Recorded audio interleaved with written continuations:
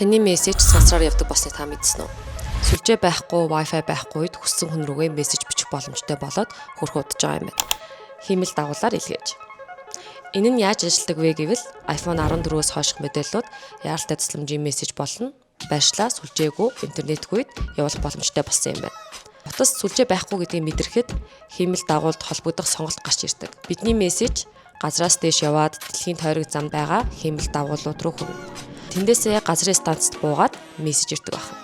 Энэхүү дохион хэдэн зуун километр дээш явж байгаа учраас тэнгэр цэлмэг саад байхгүй нөхцөл нэг мессеж 30 секундт явдаг. Одоогоор энэ нь Америкийн нэгдсэн улс, Канада, Мексик, Японд боломжтой байгаа ба цаашдаач бусад орнуудад нэмэгдэх байх. Харин emergency SOS буюу цагтаа аврах ажиллагааны баг зэрэг дугаарууд руу мессеж явуулах боломжтой үйлчилгээ нийт 18 оронд боломжтой байгаа юм байна. Өнөөдөр зөвхөн мессеж бичих боломжтой байгаа бол ирээдүйд дуудлагыг ч бас боломжтой болох нь. Сүлжээгүй газар гэж байхгүй болох өдөр дугаархан байгаа бололтой. Даймаас 5000 төгрөгөөр дугаар аваад шууд хүссэн үедээ дугаарлан залгах чинь хийндээ илүү амар байхаар юм билээ. Өөр нэг асуудал нь ямар нэгэн тодорхойлолт ийм Монголиогоос авах шаардлага гарахаар нэвтрэх үед нь Монгол дугаар асуугаад байдаг та. Тэгвэл энэ үедээ ч лаймын дугаарыг ашиглаж болох юм билээ.